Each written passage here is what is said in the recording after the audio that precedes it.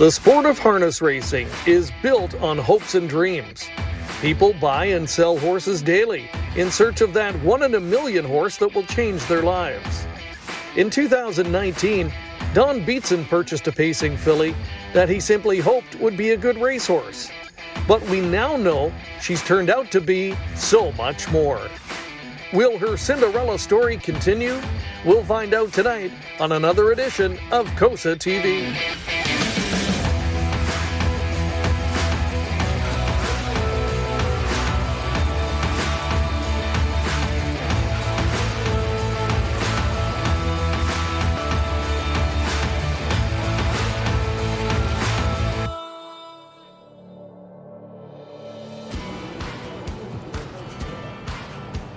Good evening and welcome back to Woodbine Mohawk Park in Campbellville, Ontario. There is the scene. We are in mid-November, but the grass in the infield, nice and green, no white stuff on top of it, and that is good news. A little bit on the cool side tonight, just hovering over the freezing mark, but we are under clear skies and playing on a fast oval as we present another excellent four-pack for you this evening.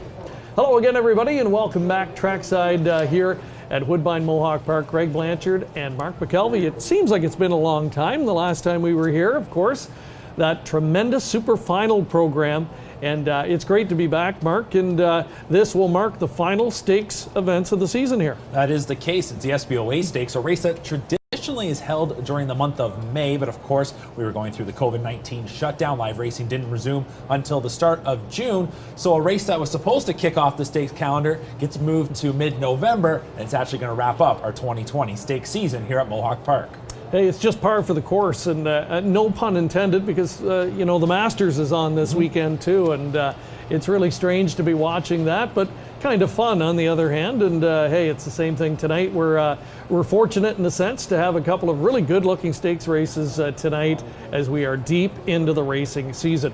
And you know, it's that time of year, Mark, where we start to think about year-end divisional honors.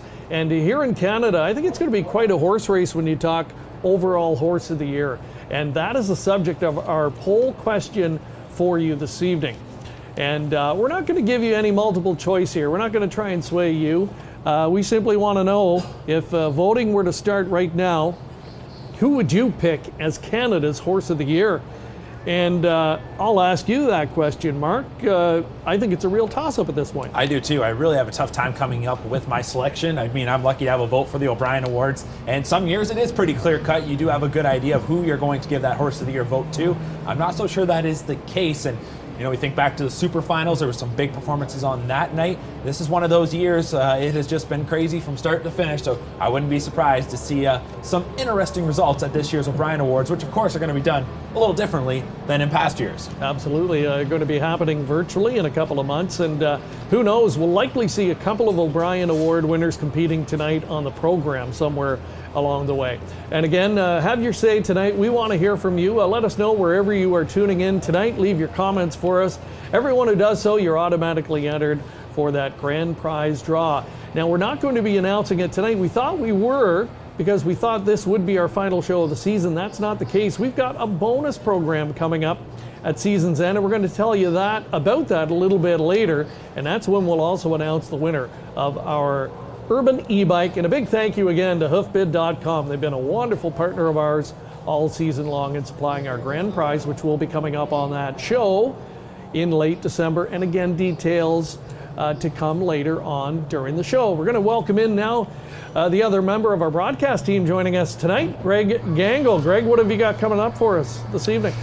Yeah, thanks a lot, Greg. It's great to be here tonight. You know, a little bit of cooler temperatures like we talked about, flirting with that 0 degrees temperature Celsius. And you know what, I was inside the paddock earlier tonight, lots of positive energy, lots of people looking forward to the SBOA finals here this evening. We're going to showcase both of them for you. On the filly side, the 3-year-old pacing fillies, followed with the 3-year-old trotting fillies. And then on top of that, we're going to throw in a couple of preferreds, the fillies and mares preferred, then the colts and geldings preferred as well. And then a couple of bonus coverage races, if you will, with some of the typical overnight races here on the WEG circuit. But I'll tell you what, it's great to be here. can definitely tell that we're in November. I can slowly start to see the breath off the microphone and off the way that I'm talking, just based on the cooler months. But at the same time, you know what? This is what it's all about, being in the heart of the racing season. So, Greg, once again, great to be here tonight. All right, great to have you, Greg, and we'll check in with him throughout the night. And yeah, we can't complain too much about the weather. It is mid-November here in Canada. Could be a lot worse. And the good news for us, we were joking earlier, it could be super final night where we were covering 8 or 9 races. Only 4 races coming your way tonight, but a really good-looking 4-pack. And again, a bonus show coming up that we're going to tell you about later on. Time, though, for our first commercial break, and we'll be back with a look at our first overnight race of the night coming up next.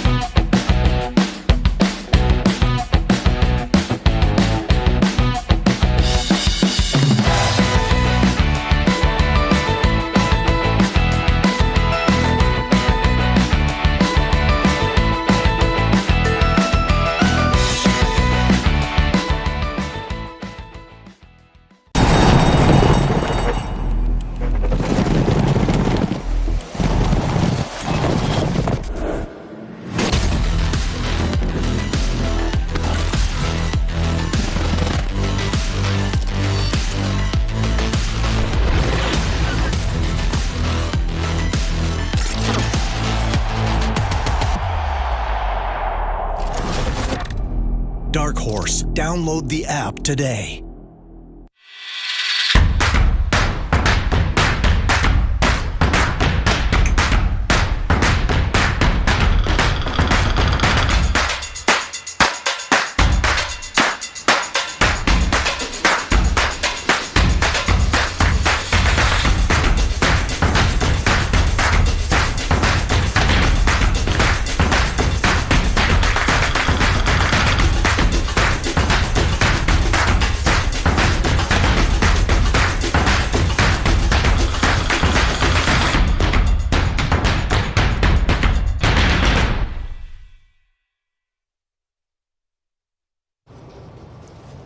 A look at the Windback Farm Winter Circle here at Woodbine Mohawk Park. And again, a crystal clear night for racing. Really nice for mid-November here at this time of year. It's cooled off a little bit, unseasonably warm the last week or so. We got some bonus golf in this past weekend, and that was a lot of fun. But tonight, real nice night for racing, as we said. And something different, the SBOA Stakes, which would typically kick off the stake season, they're going to wrap it up here tonight as part of our 4-race coverage. Was to be our final show of the season on COSA-TV, but we've added one more to the lineup, and that's coming up at the end of December, on December 20th, in fact, from the Raceway in London at Western Fair District. And coming up on December 20th, we will be with you live for a first of its kind Charity Drivers Challenge. And we're going to bring in our colleague Greg Gangle, our racing manager in London, to tell us a little bit more about the details. Greg? Yeah, thanks a lot, Greg. As you mentioned, this would be the first time, the inaugural edition of the Drivers Charity Challenge, and just the thinking process behind it. The management at the Raceway at the Western Fair District wanted to come up with something rather creative around the holiday season. You know, given the current climate and the times that we're in, we wanted to be a little creative where we could give back to the community in a special way. So we're going to be hosting a Drivers Charity Challenge on a special card Sunday, December the 20th. It's going to offer 4 drivers from Western Fair, along with 4 drivers from Woodbine Mohawk Park, which include Doug McNair, Bob McClure, Trevor Henry, along with Louis Waugh. And we're still going to confirm our drivers at the Raceway, and the drivers will be donating their 5%, their driving commissions that night, to Toys for Tots to support toys for children at Christmas time in the holiday season. And the Raceway at the Western Fair District is also going to match the driver's donation. So we wanted to have a good upbeat story to tell, and a good initiative, and this is what we come up with, Greg. Thank you. Yeah, that's going to be a lot of fun, Mark. So we'll be there with COSA-TV covering that. I believe it'll be a 10 or 11 race format that night, and we'll cover it top to bottom. And I think that's going to be a lot of fun. And you know, a lot of the drivers he mentioned representing WEG are guys that cut their teeth in London, so they know the track well. Yeah, exactly. I don't know if there's much a home track advantage, so to speak, but that will be a real fun night. I don't know if there's much of a home track advantage for the regulars at the raceway, because like you mentioned, very familiar with the half-mile ovals are the drivers that are now near the top or at the top of the leaderboard here at Woodbine Mohawk Park. But I think it's a great idea. Whenever you can pitch in for charity, that's always great. And the other thing is, we talk about having a stakes event like tonight in mid-November. You need things throughout those winter months just to continue shaking things up, keeping it fresh, and really looking forward to that event coming up on December 20th. Yeah, and it's a special Sunday night time slot for the raceway. That is going to be a lot of fun, and more details to come on that. But again, thank you to COSA-TV for making that broadcast possible on December 20th, just before Christmas, and all in support of a wonderful cause, Toys for Tots. Good look inside our paddock location here, the beautiful race paddock at Woodbine Mohawk Park. Final preparations being made for the starters in our first of 4 tonight. It's an overnight event. Fillies and mares, non-winners of 8,000 in the last 5. And some classy individuals in the field, including Boadicea, the number 6. Real intriguing here. She's 8-5 and down at a class level where she hasn't seen in a long time, frankly. The Billy Budd pupil coming into this year, high expectations. She was the queen of the OSS last year as a 3-year-old in what was a very deep Ontario sired crop. But this year, that hasn't translated into the 4-year-old campaign, and that is, as we've talked about many times before, a tough transition. It certainly is, and for Boadicea, they had high hopes. They had her staked up to all the major events for the older pacing mares, and she did venture south of the border back in July. She raced on that Meadowlands pace card at the Meadowlands, but again, it was a disappointing effort, and clearly she just hasn't been at that same level yet. But as we mentioned, she's a 4-year-old. There's still lots of time, and here now as we get into the final months of the season, if she can maybe just start to get some confidence here and there, we could see her probably regain her form. I have all the belief in the world that she can get back to the top of the older pacing mare ranks. There's a good look at her, the daughter of Big Jim. Scott Young gets the driving assignment tonight for veteran trainer Billy Budd. You talked about that trip south of the border, and you know, her first handful of starts here were very good before going down there, but went down to tackle the likes of Charton and Caviar Alley, the very best in North America, and did not fare well, and just hasn't been the same horse since. So you wonder, you know, if that ultimately kind of derailed the start of the season for her. It's hard to say, but we're going to find out more. Billy Budd caught up with Greg Gangle earlier, and following post-parade, we'll hear that interview and maybe get a little bit more insight. But here's the field. Take your breath away. Number 1, Chris Christoforou driving. Lou F. Demiatis trains for Randy Zock, a 2-time winner in 30 this year, but a career winner of almost 200,000. Louis-Philippe Wade drives back in the game for trainer Tony O'Sullivan. 4 wins and 27 starts this season for that 4-year-old mare. Next on parade, Betcha Baby, the 4. She was a finalist last year in the SBOA final, and she now a 4-year-old. 4-time winner this year, 75,000 bank. Jonathan Drury driving. The 5 Twinbee tipster makes the second start for the Cullen Barn after being claimed 2 back. 1 win in 23 starts this year. A good debut for the Cullen Barn last week. Just had a look at Boadicea, the aforementioned mare, career winner of almost $500,000. Scott Young with the driving assignment. Lions Hedge a Bet, 5-year-old mare. She made over $100,000 last year. Jay Harris drives for Joe Pereira. Skater Sick is scratch. Landry Sealster 9, just had a look at that one. Trevor Henry on board. And number 10 is West Beach. Starts from the 2nd tier. Despite that scratch, horses in the 2nd tier remain in the 2nd tier. Sylvan Filion driving for trainer Richard Moreau. So we are now down to a field of 8, and this will start the early pick 4 wager tonight. So even money on Boadicea, who continues to drop down the class ladder, looking to regain her winning mojo. Earlier tonight, Greg Gangle caught up with trainer Bill Budd to find out more. Race number 4 tonight, trainer Bill Budd's going to send out Boadicea from post position number 6.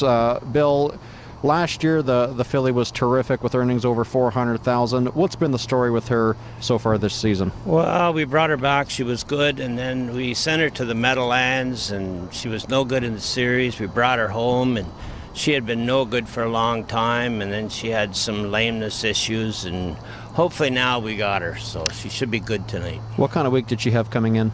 Real good week this week, real good. You know, talk about the course of the season. She's had some ups and downs. I guess it's just been a lack of consistency. Is that kind of the way that you would describe her season? Yeah, exactly, yeah. And what do you look forward to tonight? Do you think she'll be close up front, race from off the pace? Well, I'd like them to lead with her and get her right up in the front of the pack. And last week we kind of buried her up and get her confidence up, and she was good. Okay. What's the plan with her going forward? Would you race her all winter? Yeah. Okay. Yeah. Okay. All good. winter, yeah. Okay. Good luck with her. Thank you very much. Perfect.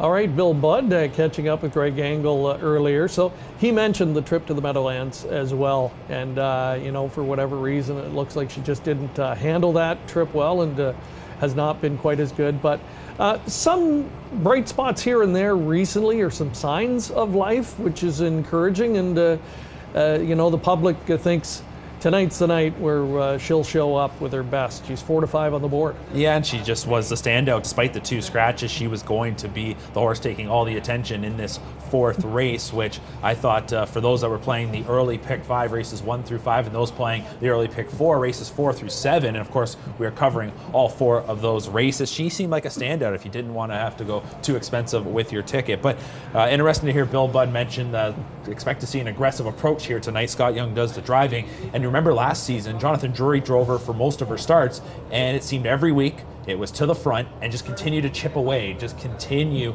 to power her along. Don't look for the breather, because she didn't seem to want it. She didn't seem to race at her best unless she just kept on rolling. And we saw a lot of gritty efforts last year, several sub 150 performances. So we saw that she was a serious filly last year, and we know that that ability is there. And here tonight, down in this spot, she should be able to come through.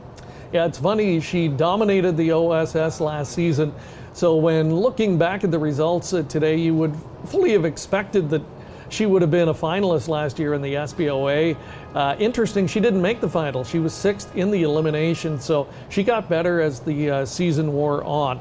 Betcha Baby, we saw a moment ago, Jonathan Drury driving her tonight. She did make the SBOA final last year, but she finished 6th, just on the fringes, only beaten a couple of lengths in there.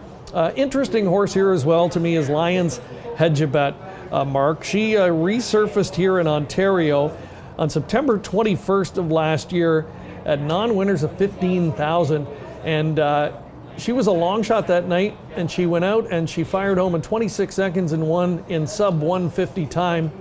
Has not been able to duplicate that since. Isn't that something? And I remember that this mare, she was one that would compete in some of our Winter Series events a couple seasons back and made some noise in those. And so one that the fans here very familiar with, but to your point, 1 for 18 on the season, which is a little surprising. She was a 6-time winner last year. She's nearing $200,000 in career earnings. And Jay Harris, another driver that usually takes a pretty aggressive approach here. He likes to get them forwardly placed. She moves into post position number 6 with that inside scratch, and she certainly, I would expect, just like her next door neighbor, will be on the move early.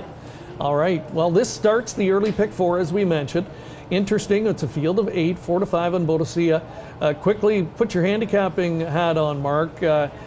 As far as a pick 4, would you single her? Would you put all your eggs in that basket, or is that risky right now? I thought it was risky. I opted not to. I could see how you might think that would be the approach, but with what we've seen from Boadicea, it just has been an up and down year. You're fully going to expect when you go deep in a race like this, she'll be at her best here tonight, and she'll probably come through. But I used several on my ticket in that early pick 4 sequence. One that I am keeping my eye on is the 2, Back in the Game. Last time out wasn't a great performance, but had an outside starting spot, and then 2 back from the second tier. Got a second place effort. Much better post here tonight. I think that one could come through. All right, Scott has her nose right up on the gate, and we think we know what the expected strategy will be. It's the first of 4 tonight. And here's the call with Ken Middleton. She's gone home checkless in her last 2 outings. Does get class relief to work with tonight. We'll see if Young and Bud and Boadicea can click here in tonight's 4th race. She is that 4 to 5 favorite now. The gate swings into the stretch. 4th race from Mohawk Park. Ready for liftoff. They're often pacing. Boadicea chased off the wings tonight. She'll fire right to the front.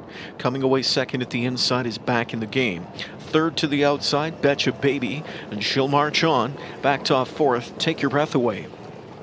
Further back into fifth from the second tier landed West Beach. Sixth inside, Twin Bee Tipster. Lions Hedgebet has one rival beaten going to the opening quarter, and that is Landry Sealster, who's content to trail from an eighth. Opening quarter, 27 1/5, 2 lengths. The best is class-dropping Boadicea. Back in the game over Betcha Baby, Take Your Breath Away is back into fourth. Fifth inside to West Beach. Sixth inside, Twin Bee Tipster. Final two, Lions Hedgebet and Landry Sealster, a single file last. They're by 3/8. They're half-mile bound. Boadicea leads the way just over a length in front. Back in the game is second. Betcha Baby third. Take Your Breath Away is fourth. Popping out of sixth, now fifth, now fourth, and marching is Twin Bee Tipster. West Beach gets the shuffle. Lions Hedgebet outside sixth into seventh now, and from the backfield, Landry Sealster starts a move. 56-4. Pretty cheap half here for Boadicea as she leads the way to the final turn, operating on a 2-length lead as Young grabs some insurance lengths on Pocket Sitter. Back in the game, Twin Bee Tipster advancing first up from third now. Inside Betcha Baby fourth. Lions Hedgebet's on cover fifth. Sixth Trapped Shuffled, Take Your Breath Away. A winding up backfield, Landry Sealster gets underway. West Beach is trailing at 3/4 in 1:24-4, 28-second third. Boadicea coming into the stretch. She's got a 3-length lead on the others. Into second, Twin Bee Tipster. Off cover, Lions Hedgebet. From the backfield, kicks on Landry Sealster. Dropped inside Betcha Baby. Boadicea's still there. Young keeps busy on her. She's got it by 2.5 lengths, and it's Boadicea. She'll drop, she'll pop. It's Boadicea to win. West Beach came on with big late speed to get second. Tight for show. Boadicea in 1:52-4. So Boadicea gets the monkey off of her back. Class relief and the respect, I guess, that comes with it, Mark. Getting left alone to the 56-4 half really told the tale there. And Scott Young, the body language looked good at the halfway point. Nice hold on the mare, and she looked full of herself. Yeah, she certainly did, and she comes through just like you would expect. That's the kind of effort that they were hoping for. If they didn't get that here tonight, they would have been very disappointed. Very tight for second. West Beach rallied from well back. Might have got second over Twin Bee Tipster. I thought Twin Bee Tipster would have a big shot tonight. Second start in the Cullen Barn off a claim, and I thought last week raced really well. That one came first up, but they weren't going to touch Boadicea. Had the jump at the head of the stretch, and then will prevail by just inside 2 lengths likely at the wire. It didn't look real strong at the wire, but yeah, the good news is it's a win and something to build on. And you know, you need to get a win or two under the belt and get her going back in the right direction. So really hard to know what to take from this when she steps back up the class ladder next time out. What would your approach be? Gee, I think it'd be tough to expect that she would just jump right back up and get right back to the winner's circle, but confidence can go a long way. There's no doubt about that. The one thing I think is she's always been that last year we saw as a 3-year-old filly, she liked the fight, and there wasn't much fight there. She had the separation on them. Maybe she gets a little lazy late in the mile, and without that pressure coming. So who knows? But again, a win's a win. They'll take it. Hopefully it's that confidence boost that they were looking for. All right, big season in the race bike continues for driver Scott Young. He's really, I think, carved out a place for himself here on the WEG circuit this season, and getting more and more confidence from some of the top trainers on the circuit as well. There's Bill Budd out to greet his winning mare in here, and that victory is going to put her right at that $500,000 mark lifetime. And again, a lot of that coming in a brilliant 3-year-old campaign last year. And it'd be great to see her regain that top form and eventually add her name to the preferred ranks here, which is not an easy task by any stretch. We've got a deep group of older mares that we're going to see a little bit later tonight. That is the case. We'll see them in race number 6, sandwiched between those SBOA finals, and we've got some mares that I think can go right with the top pacing mares in the sport. They have proven that in various stakes engagements earlier on this season. Boadicea, she'd like to get back to that level. So there will be a lot of money still alive after leg 1 of the early pick 4 tonight. 3 to 5, the return on Boadicea, and we'll get those pari-mutuel details in a moment. West Beach turned some heads with that final quarter rally. She'll be one to watch next time. Definitely will be. She shows sub 28 closing speed many times on her past performances, and second tier starting spots. Some can get away well if they can stay right on a helmet. Others are going to get away near the back, and she was one that rallied real well. She was coming out of the non-winners of 5 going into this towards the bottom level condition, so she'll be one to watch for next week. With 7-2 on the morning line, that's exactly what she went off at. Still waiting for prices, so we will take a commercial break and come back in a moment with that update and our first SBOA final of the night. COSA, the Central Ontario Standardbred Association, proudly serving Ontario horse people with integrity and accountability. Collaborative, supportive, helping to ensure a vibrant harness racing industry. Lifetime membership is free and there are many benefits. Become a new member today. COSA, representing the interests of horse people racing at Ontario racetracks. To find out more, visit COSAonline.com. Enjoy the thrill of the race anywhere, anytime with HPIBet.com. Join for free and use your smartphone, tablet, or PC to watch and wager when you can't be at the track. Stream live racing from over 450 tracks. Bet with ease from anywhere. It's safe and secure. Get rewards, race alerts, tips, and more. For a limited time, get $100 when you become a member. Plus, 1 month free live race streaming and your first bet is on us. Go to HPIBet.com to join for free today.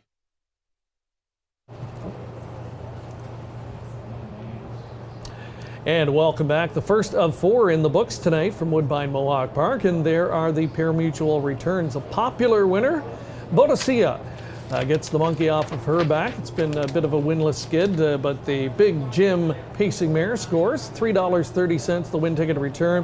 Teamed up with Best West Beach gets you $17 in the exactor. Twin B Tipster was a game third. And there's a look at the rest of the pari-mutuel details from race number 4. And again, many people will be alive, of course, going into leg 2 of that early pick 4 wager. Leg 2 will be the first of our SBOA finals this evening. The SBOA stakes for 3-year-old fillies on both the trot and the pace. It started back in 1999, so a relatively young history, but some very nice ones have come through this particular stakes event. We're going to take you back to the eliminations from a week ago. There were a pair of them setting the stage for tonight's $141,000 final. For Drury back in second, Tense Justice half and 57 1/5. LMC Bumblebee twice used, now back into third. Breaker in the backfield. Bernie's the Flirt got doubled up and wound up in the safety lane. They trot the final turn. They're chasing PL Not So Nice, leading it a length and a half. Intense Justice second, LMC Bumblebee third. Princess Party Pants fourth, now third outside and trotting forward. On cover outside from in fifth is McKee's Angel. Buried sixth, Shapeshifter. Seventh Overland is Sonadoro Dale. Further back, the present eighth inside, 3/4 in 126, 28 and 4/3 panel. They're into the stretch. PL Not So Nice operating on a 2-length lead. Off stride, McKee's Angel blew a covered up trip with a deep stretch break. On the lead, PL Not So Nice. Intense Justice on the outside from in second. Way out wide, closing Princess Party Pants. Even wider, Shapeshifter, deep stretch. PL Not So Nice still there on a comfortable lead of 2.5 lengths. It is going to be PL Not So Nice to win. PL Not So Nice in front, very close for second. Princess Party Pants. Juleshi's Magic first over from sixth now, grabbing her covered Tallahassee Sealster, and Warwiecki remains the trailer back in eighth. 57 for the opening half, a second panel of 29 and 3, trotting the final turn, and Susie's Lady leads the way. Back in second, Chelsea's Magic, Modern Mass a first over third, on cover Juleshi's Magic into fourth now, fifth inside is Yen. Tallahassee Sealster, Magic Wanda's trapped in. Warwiecki trails as they go to 3/4. It is Susie's Lady up front, the lead a length and a half. Back in second, Chelsea's Magic, Modern Mass a first over third, 3/4 in 127, 29 and 1/3 quarter into the stretch. Susie's Lady steps on the accelerator, leads it by 4 lengths now. Back into second, Chelsea's Magic looking for a way through his Yen. Modern Mass rolling late, Tallahassee Sealster and Juleshi's Magic, but are wrapped up. Susie's Lady crushes them in this SBOA elimination. Tallahassee Sealster made a break, as did Warwiecki late.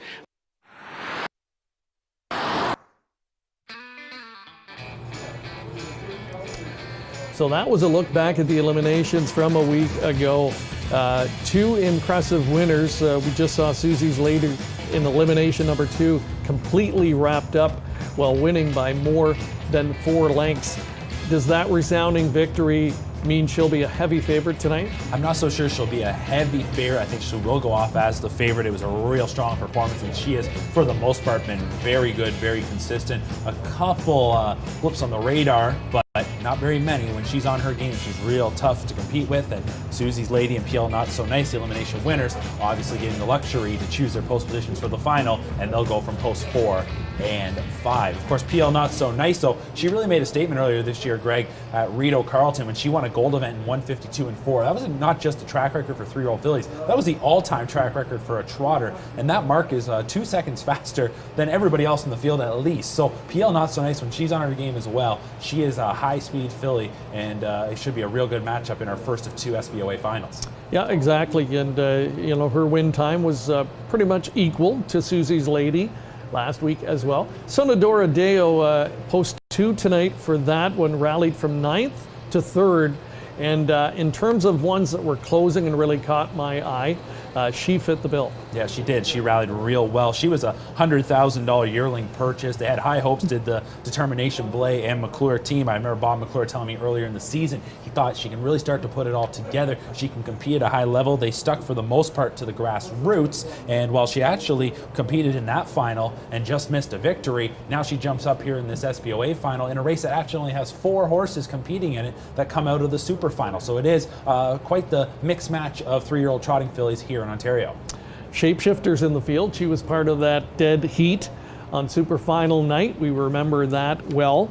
Veteran horseman Roger Mayotte, he got 2 into the final tonight. Modern Mass from post 1. He'll be driving that one. He had to go driver shopping tonight for his other starter, number 8, Princess Party Pants. She'll be handled by Scott Young, who we saw winning in race number 4. And earlier tonight, Greg caught up with him for his thoughts on his lineup.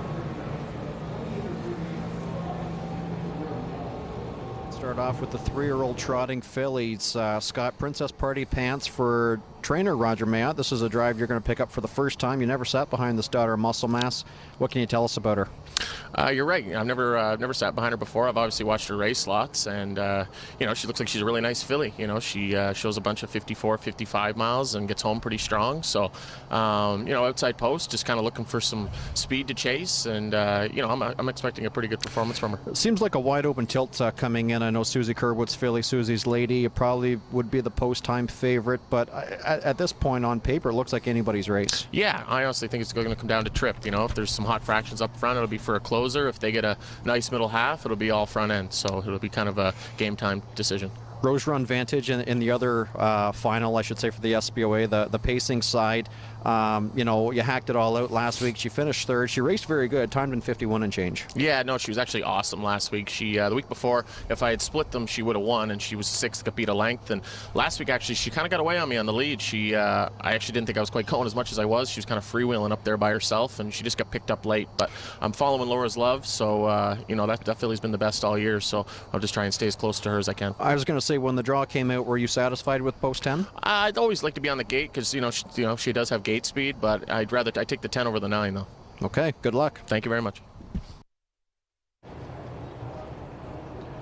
All right, so some interesting comments from Scott. I get the impression he's, you know, quietly confident in both, that they'll at least be somewhere in the mix. I think so. Princess Party Pants, he drives here, post position number 8, currently 10-1 on the board. She's one that shouldn't be overlooked. It's not a great starting spot, but this is a filly that has shown flashes of real good ability. She's got a gold win to her name, and for trainer Roger Mayotte, he's got a nice 1-2 punch here. And I'm sure he had to make the decision, obviously, which one he was going to go with. He sticks with Modern Mass. She maybe is the one that who knows? So you'd be interested to know what his reason was why he stuck with her, because I think Princess Party Pants, when she's at her best, she's probably the better of the 2. Modern Mass, so she doesn't make too many mistakes. She knows how to collect checks, that's for sure.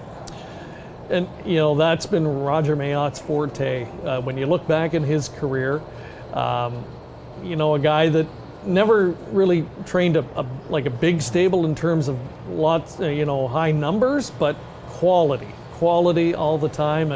And he had a knack for getting the most out of a horse over a long career. And, you know, I think he should be applauded for that. And good to see him still competing here in these types of stakes events. And I agree with you. A nice 1-2 punch. And I'd be surprised if either of them were to step up and win here tonight, but wouldn't be shocked to see one or both somewhere on the ticket, that is for sure. But in terms of body language, from looking at the eliminations, Susie's lady, I mean, that looked like it didn't come any easier than that. And it looked like there was lots left in the proverbial tank if needed tonight, and she might need another second or so to beat these. Yeah, you would think so. 55-1 last week. That was on a weekend when the temperature was obviously much warmer than it is here tonight, but we're going for bigger money here tonight. There should be enough action. She got that front end respect when she moved to the lead in the second quarter, and then just stormed away in the final quarter, 28-1. Wrapped up. I think she will be really tough. You know, you go down her line, she was actually second in the Simcoe division to Ramona Hill. So this is a filly that can hold her own probably at any level. And the one thing that really stood out to me, Greg, when you go through this field, though, is it's almost a showdown of two stallions, Muscle Mass and Cadabra. They make up 9 of the 10 starters in this SBOA final. Yeah, and some drivers in here that have a good history in the event. Chris Christoforou, he'll be on board. Julia She's Magic, the number 3, the other Susie Kerwood pupil, and talk about a good 1-2 punch. Chris has won the event 3 times before. He won the very first SBOA stake way back in the year 2000 with Earl of My Dreams, the great trotting mare campaigned by his father, Chris Sr. And Chris has also clicked with Peaceful Way. And, you know, I was looking at some of the past winners of this event. The event just, 20 years old. And some of the very best, some of the greatest trotting fillies ever in the Ontario Sire Stakes program have won this event. Peaceful Way, as I mentioned, Pure Ivory, Be a Magician. I mean, that's a who's who. Yeah, it really is, especially when that race got slotted at the start of the stakes schedule. It was one that if you had a real good Ontario sired filly, you were aiming for that, because not long after that start, you get right in not just to the gold season, but the Grand Circuit as well. So it was a real good tune-up to get you going in the stakes season. And Be a Magician, that one stands out to me, a very recent winner, of course, but this race has certainly got plenty of cachet behind it. So the trotters are exiting our paddock location, getting set for the post parade, and it will be a full field of 10 to go postward. Here's the flashy looking Yen, the daughter of E.L. Titan, the last one out, as we get set to meet the field. $141,518 on the line. Nice chunk of change in this year's SBOA final, the Standardbred Breeders and Owners Association of Ontario 3-year-old filly trotters. Modern Mass number 1, one of 2, sent out by Roger Mayotte, the trainer for Just in Time Stables, RAW Equine Inc. and Big Al Stables Incorporated. Roger will drive. She's a one-time winner, but 6 on the board, finishes in 11 at $75,000 earned. Next up will be number 2, Sonadoro Deo. We talked about how she was a hard closing third in her elimination. Bob McClure for trainer Luke Blay. Owner Determination, 3 for 12, 8 on the board finishes. There's a look at 4 Susie's Lady next. She was the elimination winner from a week ago by 4.5 lengths. Susie Kerwood training, Double J, Jody Jameson driving. $128,000 on her card this season. PL Not So Nice, the other elimination winner in 155 and 2. A homebred for Princely Acres at Cones with Ronaldo Morales. Jonathan Drury drives. James McDonald on the 6, LMC Bumblebee for trainer Nick Gallucci. 7 is Chelsea's Magic. Aaron Byron trains this one. Trevor Henry does the driving. She's a daughter of Cadabra, 1 for 13. Scott Young looking to come right back. He's on 8 Princess Party Pants. The other sent out by conditioner Roger Mayotte. Number 9 is Shape Shifter. She was in that dead heat in the super final, one race that we'll remember for a long time. Phil Houdon for trainer Gerald Lilly. Julie Walker trains. Sylvain Filion drives. Number 10, Yen, a $54,000 plus winner this season. She's a daughter of E.L. Titan and will leave from that trailing spot.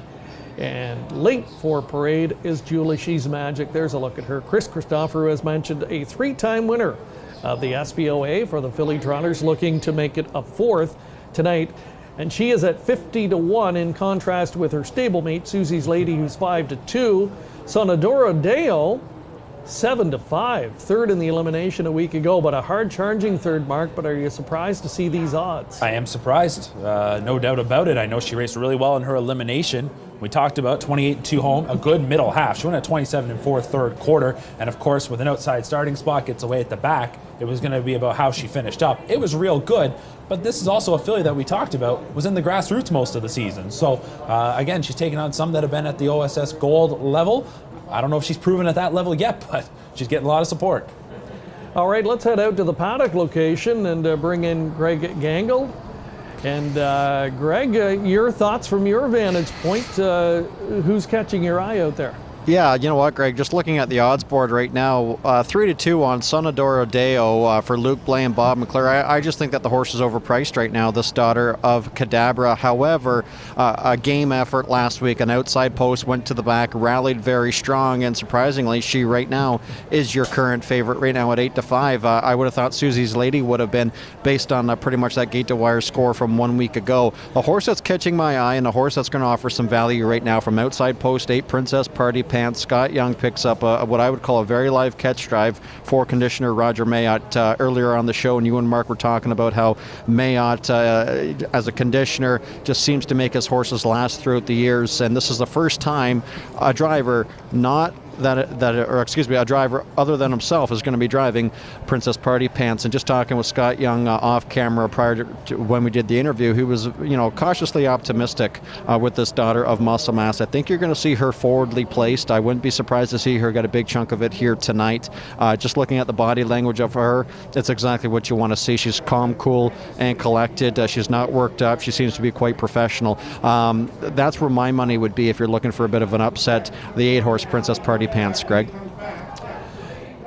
Yeah, and I would agree with you. I think this is one that certainly factors as well. And 8-1, so, getting some support even with that outside position.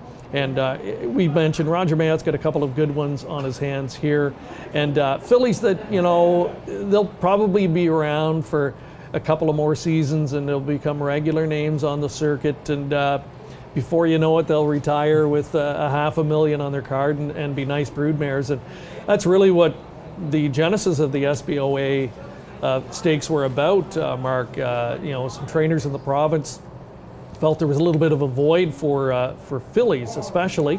And this race was developed and really can help bolster the value of those Ontario-sired fillies. Yeah, it definitely can. And I think that is a good point that you bring up, something that should be highlighted on a night like tonight for these SBOA finals. It's to put the spotlight not just on what we have here in Ontario, but specifically the opportunity that we're going to give hopefully these mares going forward. And as I'd mentioned, we talk a lot about the stallions when we got that OSS season going, but we've got some great mares that have come out of Ontario here that have produced some champions. There's no doubt about that. And going through this field, a pretty even field. I think all season long, these 3-year-old trotting fillies were pretty competitive with one another. There's a couple that missed the final due to miscues last week that would have been real nice additions to this final. Warwee Vicky is one that stands out. But here tonight, we've got PL Not So Nice and Princess Party Pants are the only two that won gold divisions this season. And of course, Shapeshifter got that super final score in the dead heat. But that was a race that surprised us. I wouldn't be surprised if we got a little bit of a stunner here in this one coming up.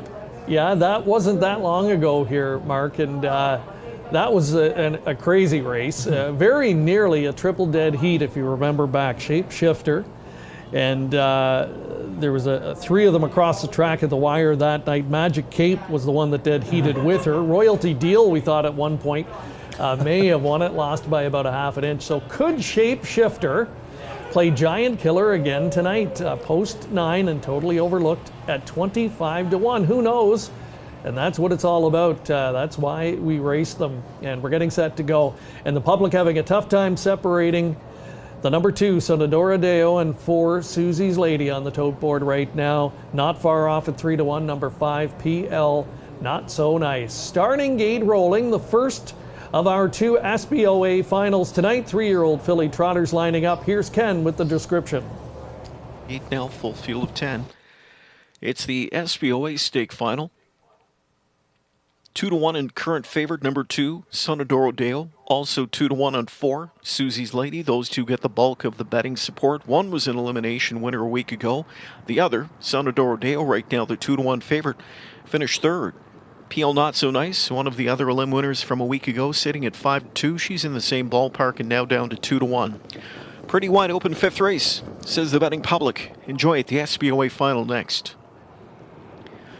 They're off and trotting. She's Magic had a gapped off start. Good beginning in the center for LMC Bumblebee. Far outside. Shape Shifter set sail, but a little bit anxious getting out of there. Phil Hudon did a miraculous job just keeping her on the trot. It looked like she was destined to make a break, but kept her act together. So it is Shape Shifter sweeping up to take the top. Coming away second at the inside, LMC Bumblebee. Back in third is Modern Mass. Speed outside from Princess Party Pants, marching up into fourth now. On that cover, PL Not So Nice, fifth, quarter speed of 27 1/5. Back into sixth is Sonadoro Deo. Then to the outside, Susie's Lady seventh. Eighth in Overland is Chelsea's Magic through at the rail. Yen from the second tier came away from a ninth position. And the early trailer was the slow starting She's Magic. So here comes Princess Party Pants getting roughed up, but she will make the front, it appears. Shapeshifter releases her. Then back third, LMC Bumblebee. PL Not So Nice. She's been out the route. She continues to truck on fourth, now third, now second in driving. Half in 55 and 2. Huge speed up front. Princess Party Pants joined outside. PL Not So Nice goes right by. Sitting out there from third now, Susie's Lady jumps up on her gas pedal. In at the rail, fourth, Shapeshifter on cover. Fifth outside goes Chelsea's Magic. Sixth to the rail is LMC Bumblebee. Seventh Overland is Yen now. Getting underway in the backfield, She's Magic. The shuffle for Modern Mass. She is ninth, and trailing 10th is Sonadoro Deo. 3/4 in 1:25 and 1. And as they come into the stretch, it is PL Not So Nice the leader. Second, Susie's Lady now. Jameson tucked her in to braven her up, and here she comes right back to the outside. Susie's Lady closing up after PL Not So Nice. Look at the backfield come to life off these big fractions. Dropped inside, LMC Bumblebee. Wailed wide, She's Magic. It's LMC Bumblebee up the inside to win. LMC Bumblebee in an SBOA Stakes upset in 1:55.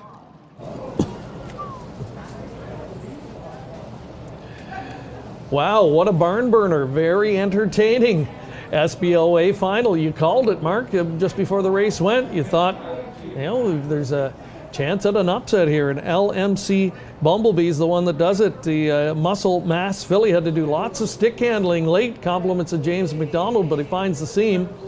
But there's the tail, the teletimer on the right. 55 and 2 opening half, 59 and 3 back half.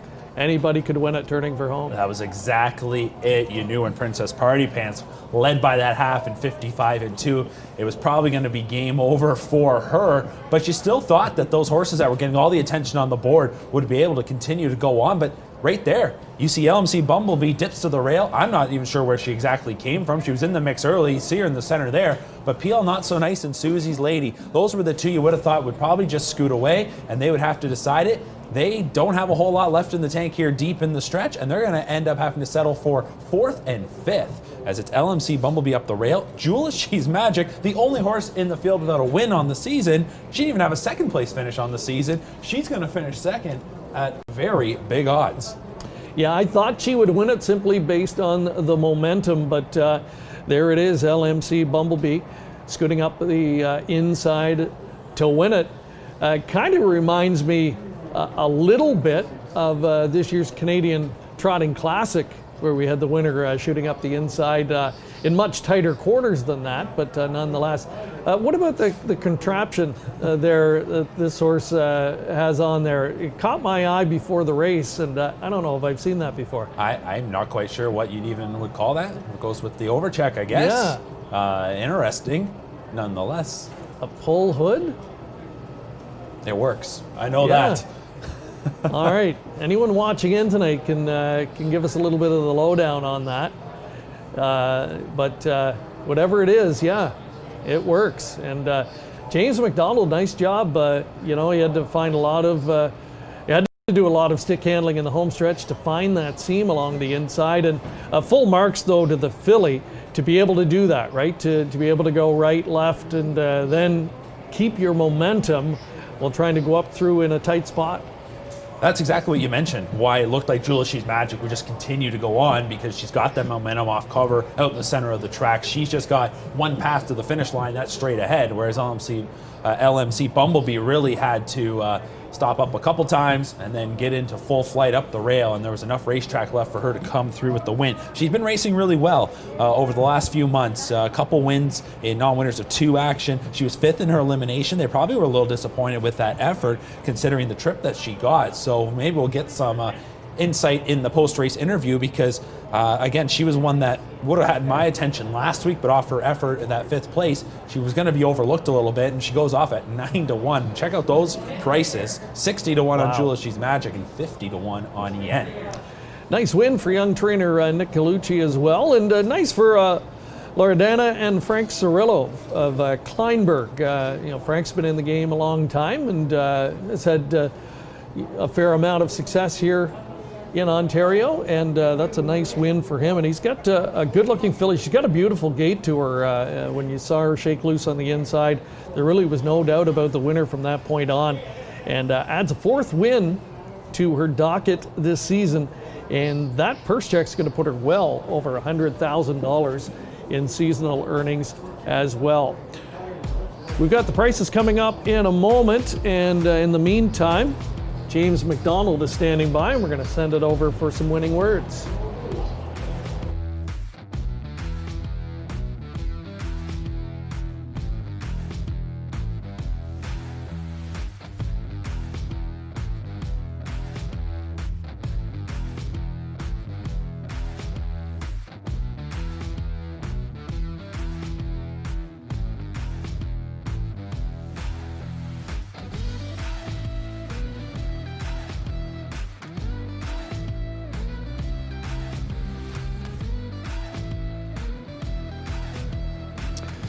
LMC Bumblebee pulls off the upset in the first SBOA final for the thrilled filly trotters. James McDonald engineers the win for owner-breeder Frank Cirillo, who we'll speak to in a few moments.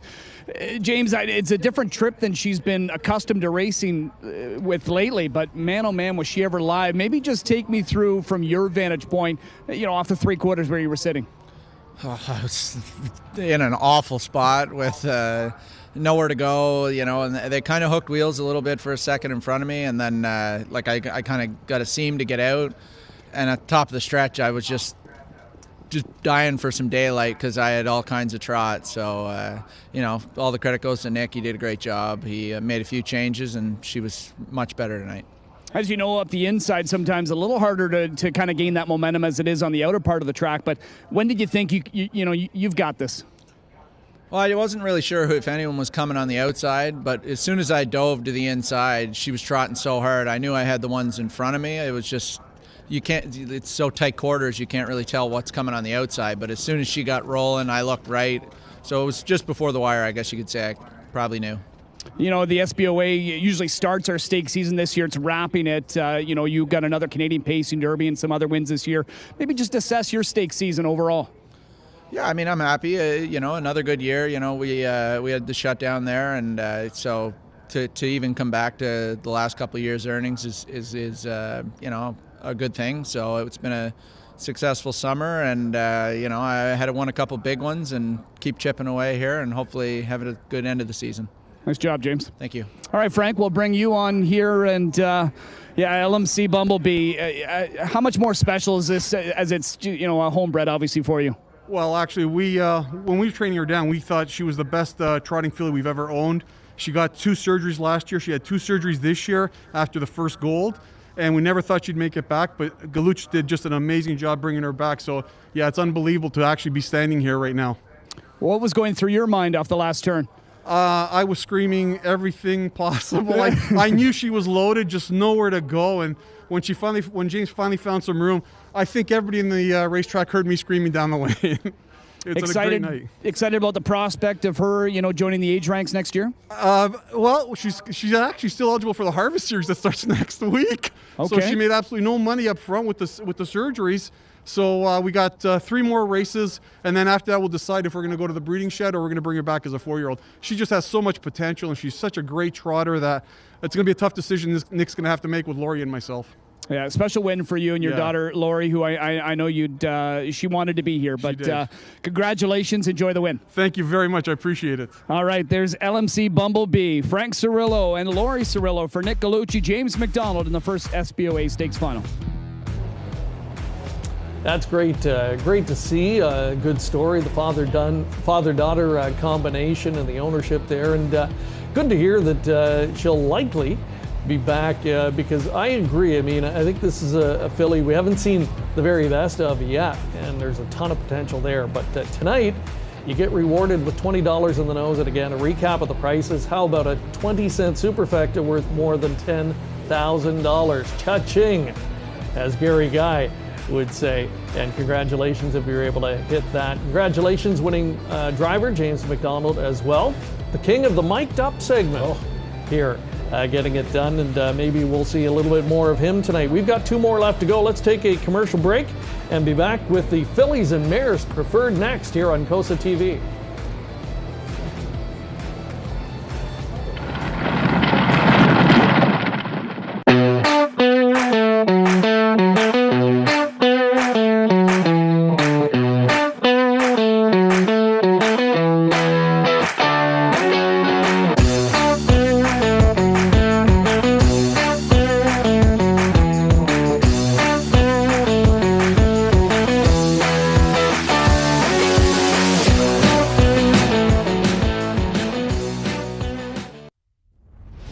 Harness Racing Update is the sport's most comprehensive and timely news source.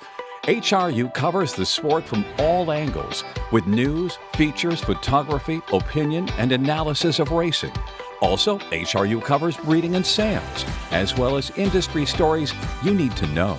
It's all delivered by a deep, diverse, and talented team of writers and photographers. And the best news is that it's free to subscribe.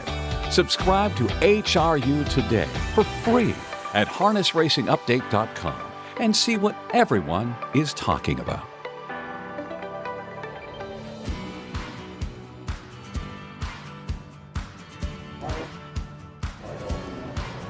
Coming up to our third race as we welcome you back to Woodbine Mohawk Park. It is the fillies and mares preferred.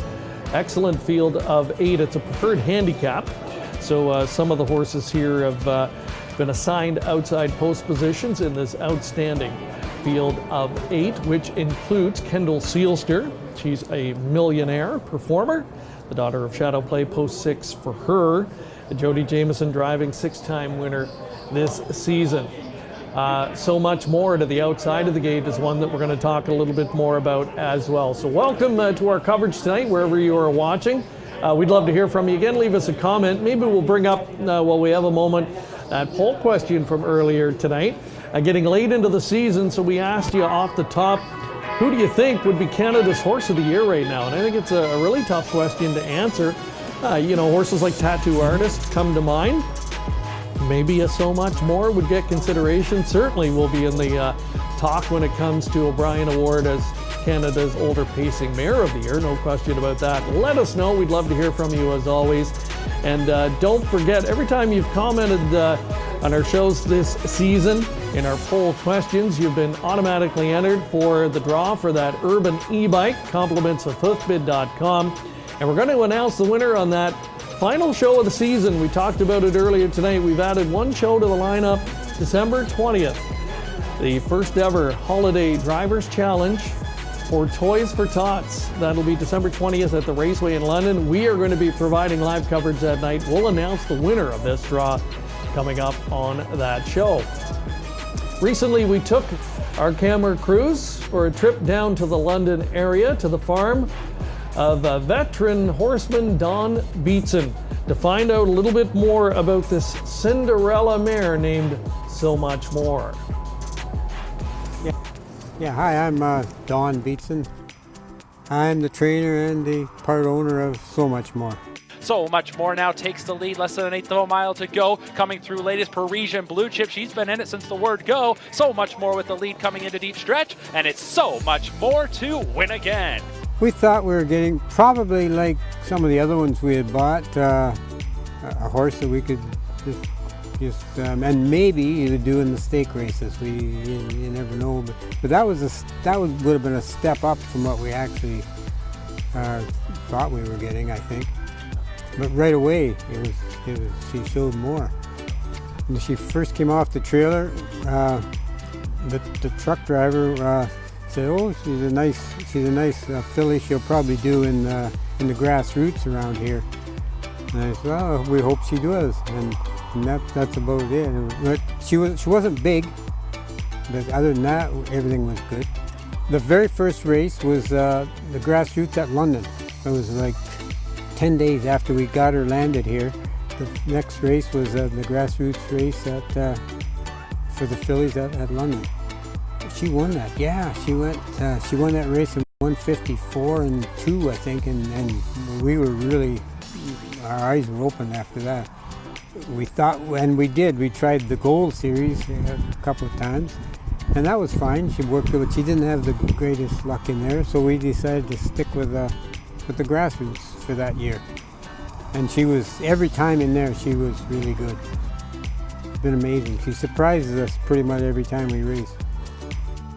I mean, we've raced all our lives at Clinton and London and Hanover and Grand River, and before that, tracks that aren't even around anymore, Elmira and Orangeville and Goderich, and to be able to go to Mohawk and win on a consistent basis, it's so exciting.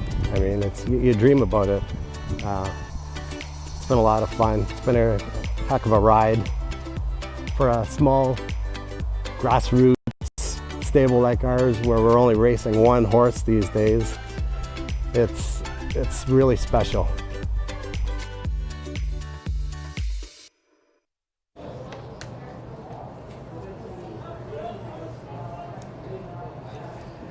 A Cinderella story, to be sure. So much more, just wonderful to watch what she has done since arriving in Ontario a couple of seasons ago.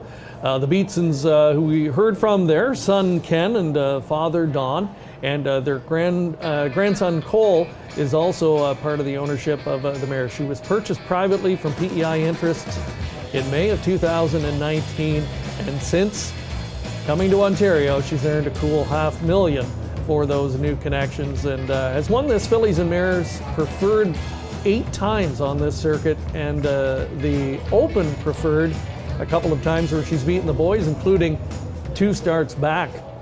The daughter of Big Jim, she certainly will be in the conversation for that O'Brien Award at season's end.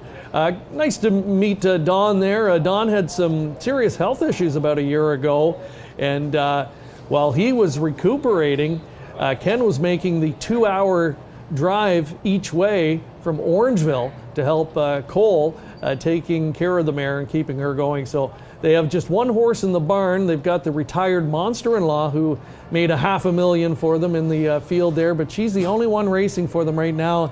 And if you're only going to have one in the barn racing, Mark, she's a good one to have. Oh, she certainly is. She is something special. I think a fan favorite. She has certainly grabbed that title, I think, of one that if we had packed crowds here in 2020, they would be coming in to see her week in and week out. She's a lot of fun to watch, and can't wait to see what's going to happen here in race number 6. So she's back in against the Fillies and Mares tonight. Better Be Donna. We saw her a moment ago. Jonathan Drury driving. There's 2 Parisian Blue Chip with Doug McNair on board. 3 is Ivana Fly By. Bob McClure takes over the driving. James McDonald's been driving this mare since she arrived from down under. Carmen Osiello train. She's 6 for 16 this season.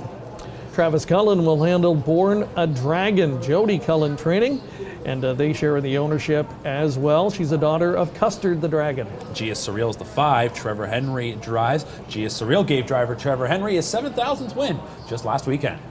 The lone millionaire in the field, Kendall Sealster, the 5-year-old daughter of Shadow Play. She's got 160,000 undercard this year. Jody Jameson back on board. The 7 is Lita Rose, and she's been making a lot of noise since arriving here on the Woodbine circuit. Sylvain Filion drives. She's looking to double up in the Mares Preferred. And there is so much more. The daughter of Big Jim, 262,000 earned with 10 trips to the winner's circle this season for co-owner trainer Don Beats and James McDonald, looking to add to what's already been a good night at the office. There is a look at Better Be Donna, Carmen Osiello, Jonathan Drury. Let's talk trainer-driver combinations, familiar ones on this circuit, and this is certainly one of them, and are often in the mix, in the conversation here. Bit of a step up in class for her tonight, though. Yeah, it is, and she has been up to this level before. Never really been able to come through at the Mayor's Preferred level in the past, but she made $143,000 last year, and she's approaching another $100,000 season. Of course, 25 starts, so she doesn't miss a lot of weeks. 5 wins, and that's how Carmen Alciello operates. These horses, they seem to come in and week out, and when they're in the right spot, they're usually going to come through. And she's moving up, no doubt about it, but she's coming off wins in 2 of her last 3. All right, a good-looking Parisian blue chip there, the daughter of Better's Delight, right on the muscle for driver Doug McNair. Sean Stacey, young trainer that's had another excellent season. Yeah, won the Ontario Sire Stakes training title.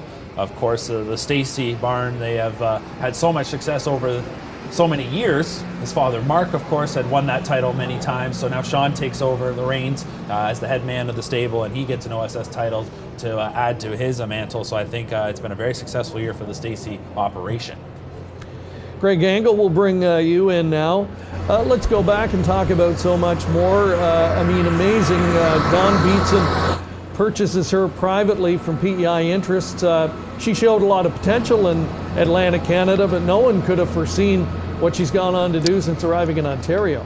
Yeah, absolutely. You know, she just went through the grinding motions there when Beatson first got her. You know, he talked about grassroots, then went up to the gold, then come back to the grassroots, and you know, the rest is history. But you got to give Beatson a lot of credit. You mentioned Monster-in-Law, you mentioned this filly. He has a knack for finding the right type of horses, and whether you call it luck or you know, just good fortune, whatever you want to call it, good horsemanship, absolutely. So you got to give Beatson and his family a lot of credit. And you know, one interesting thing here, Greg, is this mare, you never really see her on the front early in the race. She always seems to one that wants to come from off the pace, so she's going to start here from post 8. Very interesting to see what James does behind the gate, if he can float her out of there and at least land mid-pack and then make a move, because if she goes right to the back, it's rather difficult to close despite it being an 8-horse field, and right now she is 3-5. But perhaps she can get the job done, but I'd like to see her forwardly placed at least a little bit from the outside tier. You know, talking about horses that can come from everywhere, how about the Alberta bred Born a Dragon? This is a 5-year-old daughter of Custer the Dragon, the top pacing sire in Western Canada right now. He's done a superior job, and Born a Dragon's going to go out here for Team Cullen. You know, she's been knocking on the door, rather consistent here in their last 2 or 3 starts. I think that she can be a player here tonight at a long price. And even Ivana Flyby from post 3, another double-digit option. First time Bob McClure on the bike, Greg. Yeah, it's a preferred handicap mark, and so because of that, you automatically gravitate towards the outside of the gate, and the mares that have been competing at this level on a regular basis are the ones toward the inside, but they're ones that are just kind of working their way up, and they're up and down between this class and the class or 2 lower. But at this time of year, it's when you start to see the playing field level up somewhat, and every once in a while, one of these mares that you think might be overmatched jumps up and surprises. Absolutely, that's a good point that you bring up, especially when we get into those winter months. There's some horses that are preferred types in the winter, maybe not in the summertime. You know, I think for some of these mares, they didn't mind seeing so much more have to go against the boys in a few starts, and that's the one thing, you know, when we talk about what she has accomplished to this point, I think she should be the O'Brien Award winner as Older Pacing Mare of the Year. But you go back to the beginning of this year, back in January and February, when she did beat the boys for the first time at the preferred level, that was just months removed from competing in the OSS grassroots as a 3-year-old filly. So it has just been an incredible ride, and here tonight, we'll see if she can come through for what would be her 11th win of the year and career win number 30. Magical ride it's been for the Beatsons. The talent is impressive when you look at her and the likes of Kendall Sealster, but their durability is as well. Both mares making their 27th start of the season here tonight. Once again, here's Ken with the call. Standing season, many of those starts coming against the boys. She's in with the girls here tonight outside of the gate for her. Even money, favorite 8, so much more. Here they come. And they're off. Quick start outside. Leader Rose. Kendall Sealster fires 2. Pushing from the rail, Better Be Donna. And from the outside, So Much More, floating out 4 position. Between horses, G is Surreal. Then it's back to Parisian Blue Chip. Further back we go to Ivana Fly By. And the trailer, Born a Dragon. So 3 deep going into the turn is So Much More. But she'll now brush up in front of G is Surreal and go into first over attack mode after Leader Rose. Leader Rose on top for Filion, cutting out a quarter of 27-1. Here's So Much More, still parked out, pressing on. Backed off to third is Kendall Sealster. Better Be Donna fourth, fifth inside. There's G is Surreal. Sixth is Parisian Blue Chip. Seventh on the move, Ivana Fly By. And up in front of her now goes Parisian Blue Chip on the move. Trailing at the rail, Born a Dragon. Field is past 3/8. They're half-mile bound. And So Much More has scrambled her way to the front. So Much More in charge. The racetrack is hers now. Back in second, Leader Rose. She'll get a beautiful trip behind the favorite. Half in just 57-1. 57-1. A second quarter and 32nd for So Much More. And she'll lead them into the final turn. Pressure comes from Parisian Blue Chip now. Leader Rose in the pocket spot is third. Cover outside from in fourth, enjoyed by Ivana Fly By. Kendall Sealster inside from fifth, trapped. Sixth in Overland comes Born a Dragon, then Better Be Donna. And last is G is Surreal. 3/4 bound go the pacing mares, chasing So Much More. She's there, 125-2, 28-1 her third quarter. So Much More into the stretch, leading it a length. The pressure from Parisian Blue Chip is mild pressure at this point. Ripping off cover though. Here comes Ivana Fly By. In the pocket spot is Leader Rose looking for racetrack. So Much More still there, still a length in front. Parisian Blue Chip, she's iron tough first over, but just won't go by that wheel. So Much More to win it by half a length. Parisian Blue Chip, a gutsy second in 152-3. So the sprint was on over the final quarter. So Much More really changing up tactics tonight, and I suppose with the outside post and to the point Greg Angle made beforehand, Mark, that it was hard to take a horse to the back of the bus at those odds, even though it's not her preferred style. But getting that second quarter breather was crucial. It certainly was, and I wasn't expecting her to get that kind of second quarter breather, to be honest. As Ken Middleton mentioned in his call, she scrambled to the front. She was almost 3 wide into the first turn. I mean, she had to do quite a bit of work, but once she settled on the lead, she really settled on the lead, and she was relaxed. And you can see coming down the lane here, James McDonald really isn't asking her. He knows what she's going to sprint home, wants to keep that rail shut so Leader Rose isn't going to come through. And ultimately, taking care of business is exactly how you could sum this one up for So Much More. Career win number 30. Another $16,000 to her big bank account this season, and good effort from Parisian Blue Chip.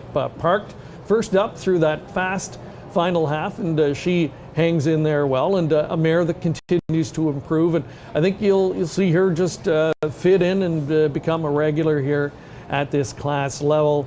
Watch Leader Rose next time. She was down on the inside, bottled up, really no racing room anywhere, and she's a big mare, and I think needs to get out and get rolling, so put a big circle around her for next time. Yeah, certainly, and now you have to wonder for So Much More, does she head back up against the boys? That would likely be the next destination. I mean, she was just coming off a third at the against the boys in the Open Preferred, but with enough of these type of mares available, they can go with the mares preferred this week. It was handicapped. She was assigned the outside. I would think next time she'll probably go against the boys, and she's had lots of success there before. And interesting, James McDonald told me earlier in the week, she's always racing better when she's in that rhythm. She had 1 week off before her start last week, and he said she raced well, but not at her top of her game. He expected her to be right on top of her game here tonight, getting back on that regular routine, and certainly she takes care of business, as I mentioned. Well, there she is again, start number 27 this season, her 11th win. She's not very big, but she gets a lot bigger when she stands on that bankroll, as they say.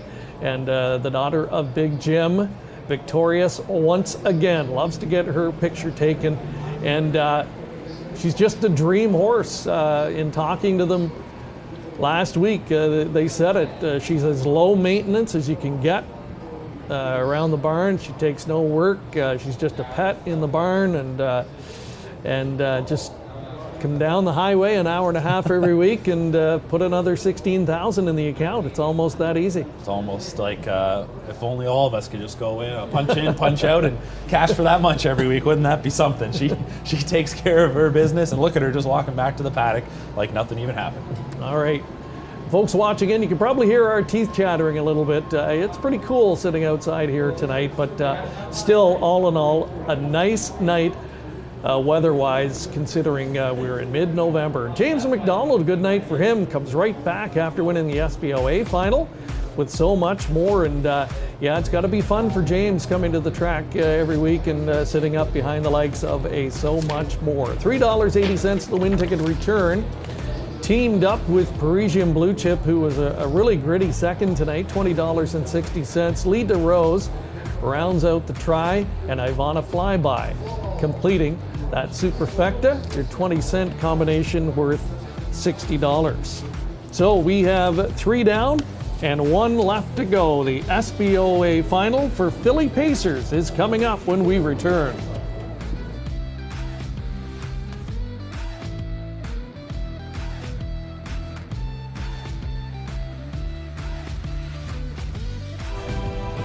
COSA, the Central Ontario Standardbred Association, proudly serving Ontario horse people with integrity and accountability. Collaborative, supportive, helping to ensure a vibrant harness racing industry. Lifetime membership is free and there are many benefits. Become a new member today. COSA, representing the interests of horse people racing at Ontario racetracks. To find out more, visit COSAonline.com.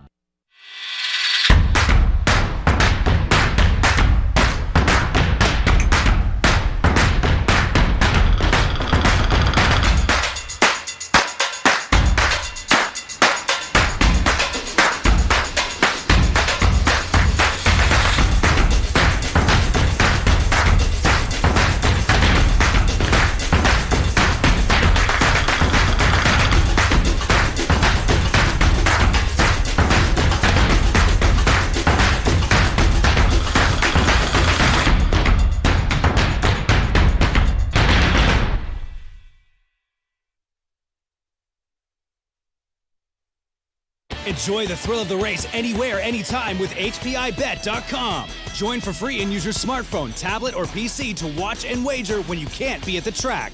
Stream live racing from over 450 tracks. Bet with ease from anywhere. It's safe and secure. Get rewards, race alerts, tips, and more. For a limited time, get $100 when you become a member. Plus, 1 month free live race streaming, and your first bet is on us. Go to HPIBet.com to join for free today.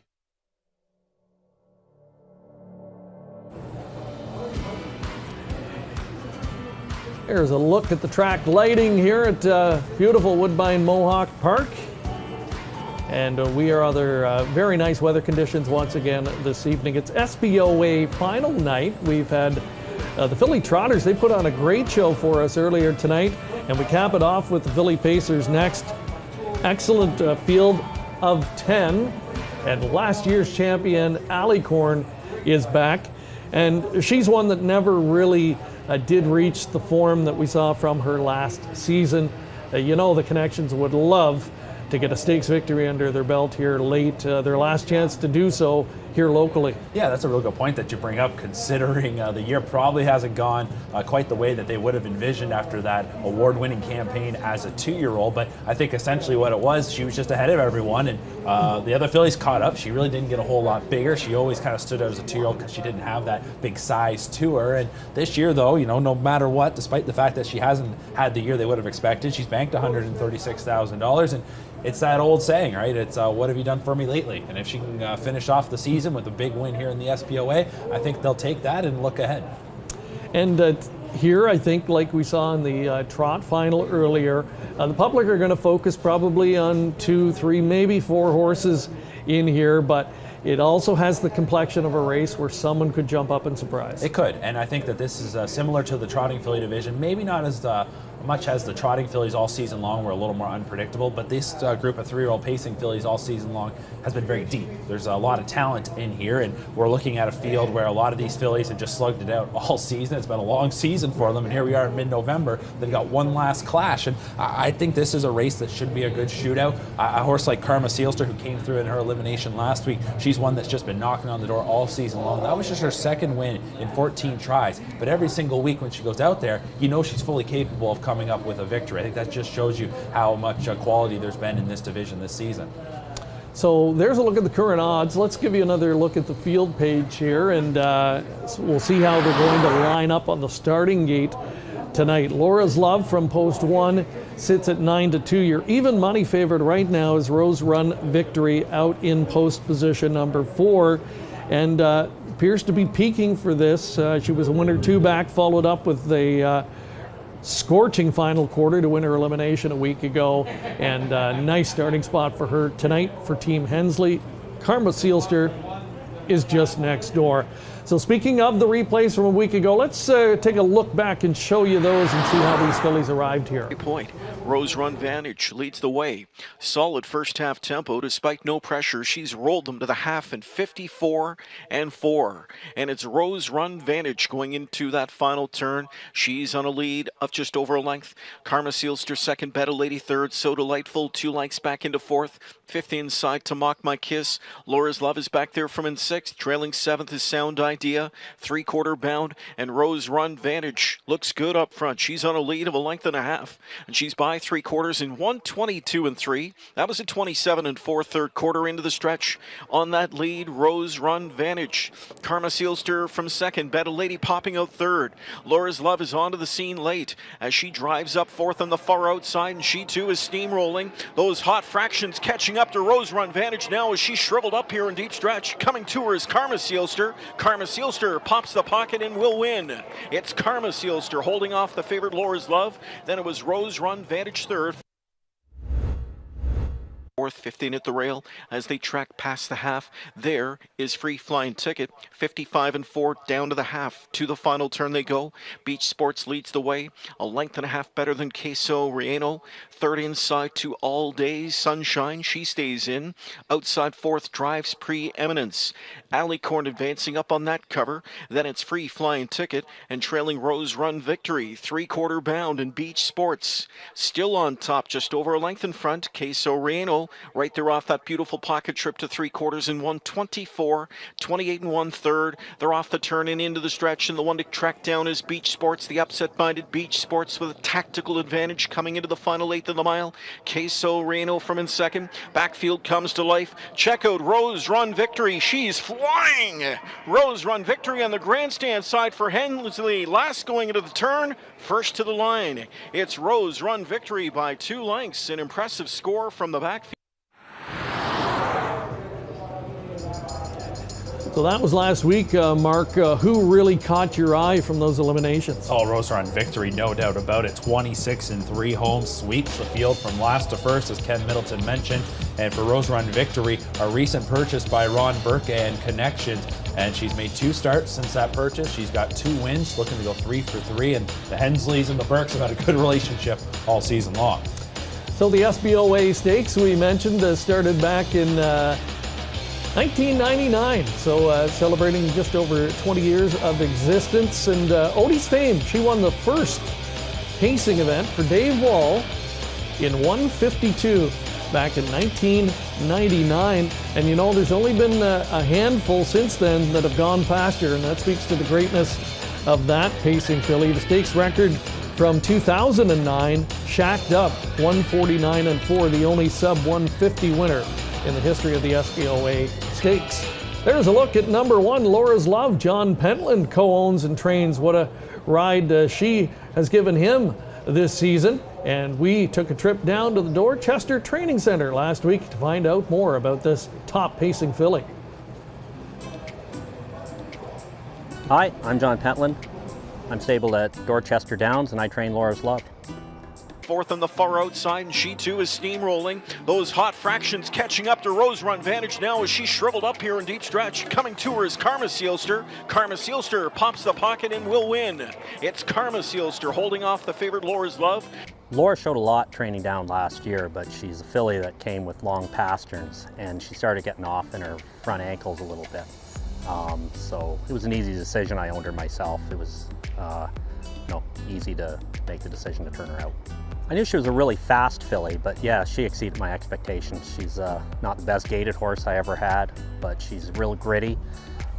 She shows up every week, and she's got that big turn of speed, and Bob's kind of able to navigate a trip and sort of use it in the stretch. And I think that's been a key, is the relationship between her and Bob. Owning Laura has been very important to me. I own 90% of her. So it's been a really big horse financially for me, and certainly a lot of fun getting to train a top horse like that again. What I've really enjoyed is the Barr family, who have been very close to me. Scott's been my best friend for 30 years, and involving them in it. And Scott himself was a great trainer. He moved on to different work, to raise a family. But to have his daughter directly involved in ownership, and to have their whole family having fun with it, means a lot to me.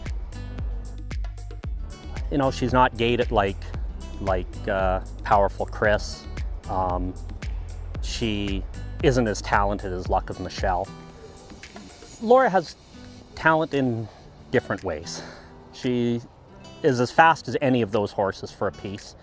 And she can carry some speed. She has the attributes that make a good horse, in as much as she never gives up. She can go with whatever adversity that's thrown at her. She can overcome it. She's a good horse in her own right. Laura's fun to have around the barn. It's a great relationship between her and Gracie, and all of us making fun of Gracie at the same time. So she's quite enjoyable, but she's kind of a barn pet, and Gracie has her pictures of the sunrise on Laura every morning, and it's a lot of fun having her.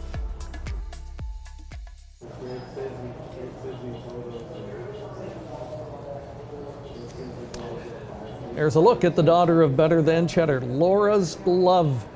And thanks to John Pentland for taking some time out last week. And there he is, busy getting the filly ready to go tonight. $315,000 in earnings this year, 8 wins and 15 on the board finishes in 19 starts, a 150-3 race record. And, similar to the story we saw earlier with So Much More, this is a real bread and butter horse for the John Pentland outfit. It is, and that feature, well done, and enjoy listening to his comments and just giving it to you honestly. The impact that this filly's been able to have on him, and the connections all season long. It's been a great campaign for her, and I think she's I wouldn't want to say it to them, I think she's left a few dollars on the table this season. There have been races where I think she probably could have come through. She's had a real great campaign though, 8 wins, 6 seconds. I know it's hard to say she's left money on the table, but a few of those seconds you turn back into wins, and I think we'd be talking about an O'Brien Award campaign locked up before tonight's race, but I still think she's got a strong chance at it. And I know John was a little bit puzzled 2 races back, October 30th, in a 3-year-old filly conditioned event here. She was well backed and finished 5th and just raced evenly on that night, but really charged home in that elimination a week ago. 27-1 at the end and closing against the eventual winner. There's a filly who was flying on end last time, Rose Run Victory, with that eye-catching 26-3 final quarter, really turned some heads. Nobody was going sub-27 last week, last Saturday night here at Woodbine Mohawk Park, and she did. It was very impressive what she has delivered. Back-to-back starts now, 2 wins. Jump out of non-winners at 2, right at the bottom of non-winners at 2, up to the SBOA elimination. She swept the field. I'd be putting a lot of support behind her here tonight. She's currently 8-5 on the board for the Hensleys. And there's Alicorn. She was the darling of the 2-year-old filly pace division in the OSS last year. And as you mentioned, we heap huge expectations on these fillies when they come back. And she's had a good 3-year-old season, what everyone expected from her. Nonetheless, 136,000 banked, and the daughter of Better's Delight now inching in on 700,000 lifetime. Let's meet the field in post position order. There is Laura's Love, lukewarm on the board right now at 5-2, and that makes her second choice. Bob McClure back on board. To his Beach Sports, 1 of 2 from the Greg McNair barn. Trevor Henry will drive 3 for 17 this season, and she has got on the board 10 times. Sound Idea, the 3. Bob Young trains this daughter of Mach 3. James McDonald looking for the Saturday night natural hat trick. And speaking of natural hat tricks, Rose Run Victory trying to do just that. She'd like to go and make it 3 consecutive wins for New Connections. Ed Hensley for Ashley Hensley. And she'll be easy to find on the racetrack, all decked out in pink. For Team McNair, here's number 5, Karma Sealster. She was an elimination winner a week ago, daughter of sports writer, 2-time winner this year. Queso Reno is the 6. Jody Jamieson drives for trainer Blake McIntosh. She plied her trade mostly at the grassroots level this season, 4th in her elimination. There's Ali Korn, the 7. Louis-Philippe Pois sitting at 6-1. Preeminence is the 8. We've seen her a few times on COSA-TV throughout the season. Sylvain Filion will drive here tonight, 4 for 17 in 2020. Trainer Susie Kerwood's been busy this evening, a number of starters. She sends out number 9, Betta Lady, Chris Christoforou with the drive. And we got some comments earlier tonight from driver Scott Young as he sits behind Rose Run Vantage from the 2nd tier for trainer Anthony Beaton. Rose Run Vantage did the heavy lifting last week, putting up some big fractions before tiring late. Only got beat a length, though, in that first of 2 eliminations. That is your field for the SBOA final. Very talented group, a little over $138,000 up for grabs. Getting a look at Laura's Love scoring out. She looks full of herself tonight. We'll bring in our colleague Greg Gangle once again. Greg, you would have seen a lot of this filly over at the Dorchester Training Center in the last year or so. Can you give us any insights on her? Yeah, you know what? John Pentland always spoke very highly of her, but she was just that type of filly that just was not going to be a 2-year-old. As simple as that. He shut her down early, he turned her out, and he brought her back very early as a 3-year-old. I believe she raced in the winter months of her 3-year-old season right on through. So, she's had a lengthy campaign, and but you know what? When it comes time to knock with the gold fillies, she's right there through and through. She's had a marvelous campaign, and you know what, Greg? Sometimes it's not what you do early in the season, but in the back half of the season or the last month of the season that can make all the difference in the world. And what I mean by that is the newly acquainted barn for the ownership of Burke Racing Stable, Weaver Buscemi and Philip Kalura, because back-to-back wins since the purchase from driver Mike Whalen and Danny O'Brien, and this filly has really blossomed here in the last couple of weeks, and right now 9-5 is the price on her. Greg, you know what, looking at this entire group, I don't think there's been a standout all season. Rose Run Victoria won the super final. Ali Korn was the champion from last year, and looking at the odds board right now is the newcomer into the big scene, that being Rose Run Victory. So really wide open this group of fillies here tonight and even throughout the entire season. Well, thanks, Greg, and I agree, Mark. I think wide open is the right way to put it. And as we wrap up the stake season here at Woodbine Mohawk Park and we reflect, and we've been fortunate enough to cover these events live on COSA-TV, and we've been blessed with a lot of great racing. Super final night was spectacular. Earlier tonight, that SBOA Trot final, and I think we've got the same type of race in store here. This is a really talented group with no standout. Good betting board, and I think it'll be a great horse race. Those races have delivered this season, haven't they? We have been blessed with some great contests this season on COSA-TV, and I would agree. I think these 3-year-old pacing fillies, we talk about it. Everybody in this race, for the most part, I would think, is coming into this race thinking we can get to the winner's circle. And when you got a race like that, you're going to see a lot of competition. You're going to see plenty of action, and if that's what we get here, it's not going to disappoint. The one thing I'm looking at in this race is who's going to do that heavy lifting. Rose Run Vantage did it last week, but the 2nd tier, so probably not going to get away in that same spot, obviously, because there's going to be traffic in front. Laura's Love, she's never forwardly placed. They love to race her from off the pace. Karma Sealster is probably the one that will go down to the front, or go to the front, and we'll see if she can keep it rolling. But where does Ed Hensley put Rose Run Victory? Because 2 starts now where he's driven her, and it's the same thing. Just, you're sitting towards the back, or you're just trying to catch cover, and you're going to let her do her thing on the way home. But here tonight, You know, does he maybe kind of throw us a bit of a curveball and get into the action early on? There seems like there's a few that are going to be looking for the same trip here. And we think there could be a surprise. You called it just before the trot final.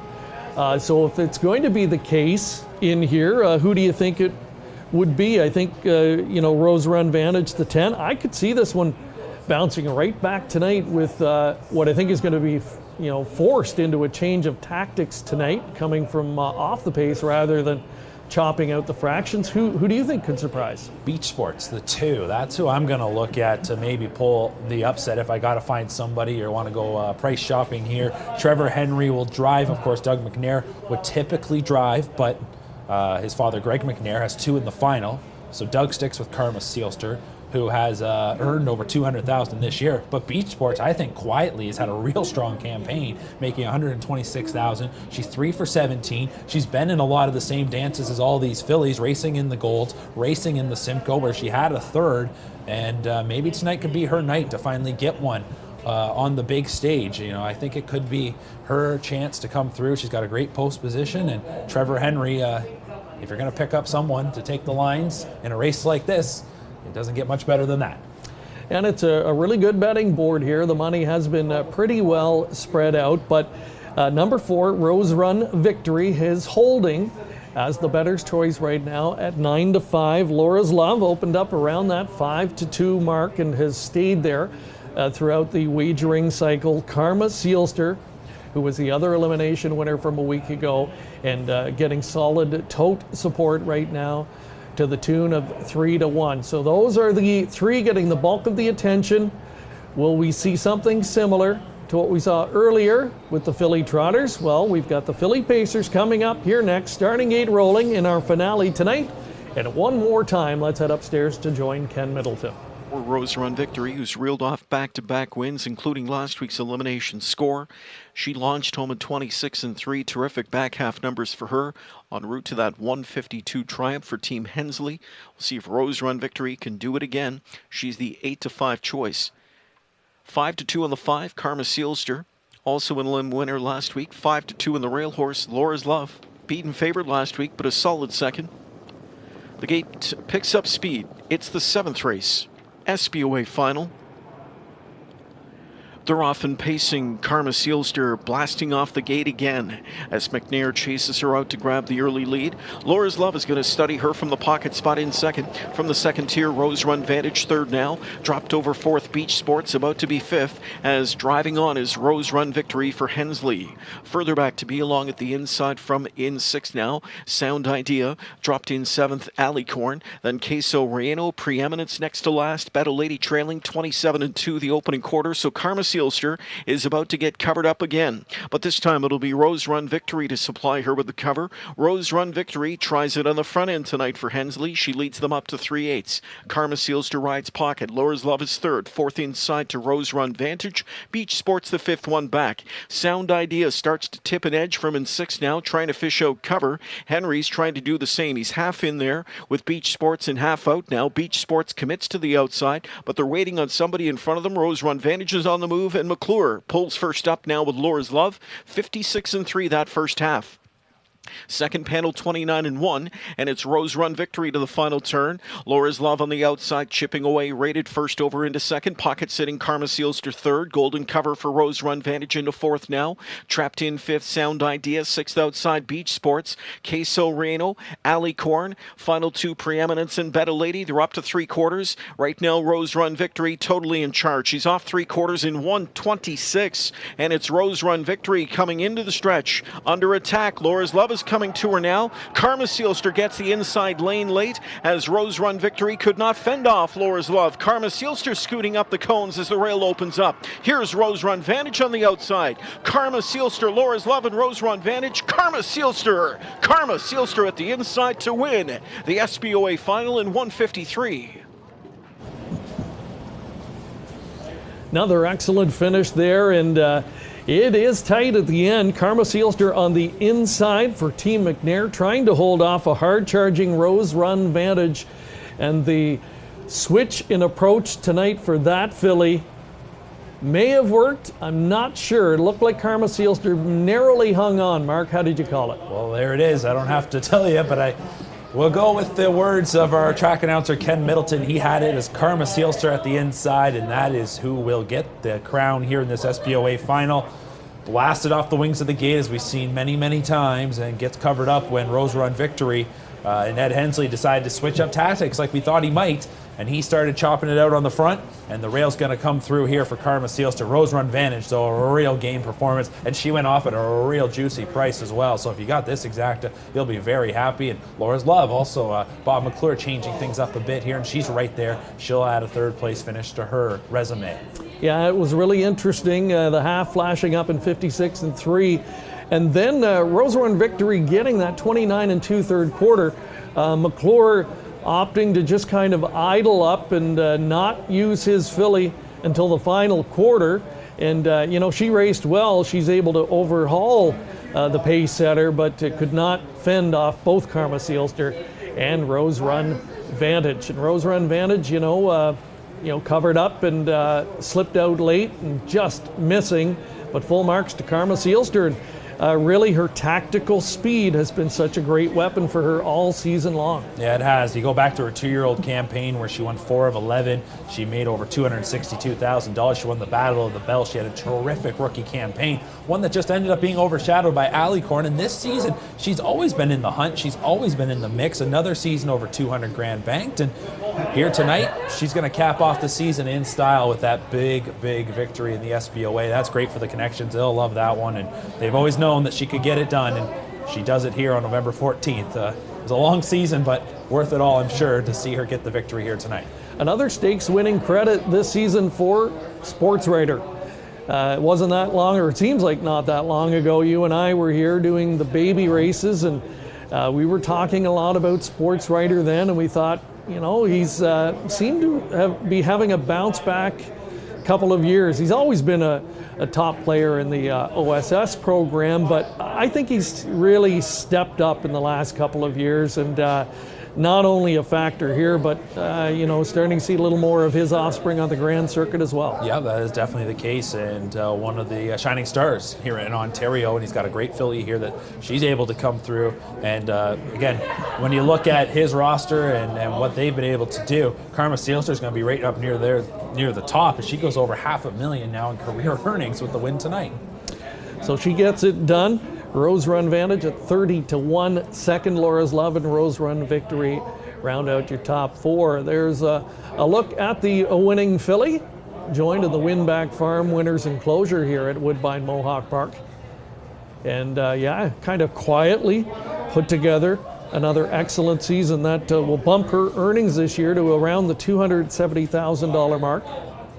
And tripped out beautifully once again by driver Doug McNair. Father Greg does the training. The legend, Keith Waples, part of the ownership group, Keith and Eileen Waples and Karen Hover, of course, part of that as well. So a real popular win. That's a popular ownership group here, Mark, and nice to see them enjoying the spoils of this filly's success again. And yeah, the legend Keith Waples, still a big part of the game here in Ontario. Yeah, he certainly is, and that one is definitely sweet for them. You know that. I see Karen out there in the winner's circle. She's usually right on the rail rooting on Karma all season long. So this one, I'm sure, very sweet for all those involved. So just awaiting the parimutuel returns. And there they are, $570 the win ticket return. With the long shot second, you get a nice exacta payoff of $110.20, your 20-cent super at just over $115. And that pick 4 wrapping up there, 20-center at just over $63. And we are now well underway in the late pick 5 wager as well. Karma Seelster victorious here. There's a look at our trackside location tonight here at Woodbine Mohawk Park, and we're under the overhang, but it's still wide open and a little bit chilly here as well. So we've got some words now from the winning connections. Let's go trackside. Talking off camera here, Doug, you know, this filly throughout her career, she just doesn't give you a bad effort. No, you know, like we talked about, she finishes second, third quite a bit. I mean, going for money like that it adds up. It's a little frustrating sometimes as a driver. You know, you get a trip like that, and sometimes she'll shoot through and just kind of hang around and finish second and third. But I mean, she really put out tonight. She raced great. Did you sense that maybe the win from last week gave her a little extra boost for tonight? Yeah, for sure. Obviously, a win like that's going to braven them up. But I mean, I figured the way Hensley's filly raced last week, she was probably the one to follow. And as soon as I made the front, he was on the move right away. So I mean, in the last turn, I just thought we were probably racing for second and third. I mean, off those fractions, but things opened up and she raced great. We know the older sister, Kendall Seelster, and what she's been able to do, you know, in the age ranks. Is this one built just like that mare? Yeah, you know, she's on the right path. She's got a lot of tough mares to beat to put her name beside that one, but she's definitely on the right track, and she's been a great filly for my dad and Keith Waples and Karen over the last couple of years, so it's been a lot of fun for them. I posed the same question to James earlier with his win. As we know, the SBOA is wrapping our stake season, and you know, during COVID, we didn't know what to expect, but it's been a successful stake season. For you, how would you sum your stake season up? Well, I had a great summer, to be honest with you. I didn't win a ton of races as I was at the start of the year, but I mean, the ones I did, they were major ones, and I mean, it just fell into place, and it was a great year. Something you just hope can, you know, carry that momentum to next year. Yeah, for sure, especially a win like this tonight at the end of the season. So it's always great, so thanks a lot. Nice job, Dougie. Thanks, Craig. All right, Karma Seelster getting the win here in the SBOA Stakes Final in 153 flat to cap off the stakes season here at Woodbine Entertainment.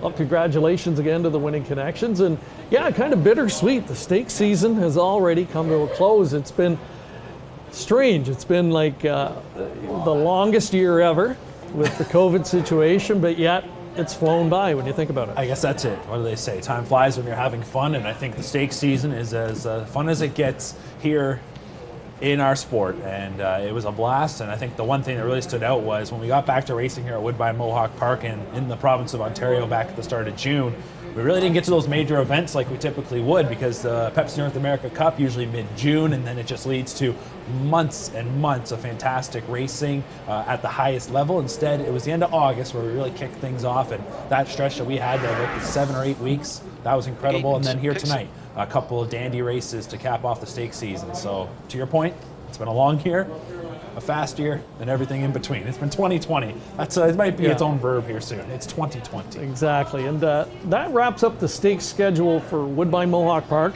We thought it was going to be our final show of the season, but that is not the case. That gentleman we just heard from, Doug McNair, we're going to see him in London back at Western Fair on December 20th, a special Sunday night program. And the folks in London have put together a Driver's Holiday Challenge in support of Toys for Tots. That's going to be a lot of fun. So 4 of the top guys from here at Woodbine Entertainment will be taking on 4 of the top drivers from the raceway at the Western Fair District. It's a 4-on-4 showdown, the entire program on December 20th, and all the drivers involved generously will be donating their commissions that night to Toys for Tots. A wonderful cause. Should be a heck of a night of racing, and that's on Sunday, December 20th, and we'll have all the coverage for you here on COSA-TV, and that night we'll announce the grand prize winner from our questions that we've had all summer long from hoofbid.com, drawing for that urban e-bike, and we will announce the winner as part of that show. So make sure to tune in that night. We'll have more details to come. It's Sunday, December 20th. And we are ready to get inside and get warmed up. Thank goodness we only had 4 tonight. We would have loved to have brought more to you, but it's been a lot of fun, a lot of excitement tonight. We hope you've enjoyed it. We'll see you on that December 20th show, and enjoy the rest of your night.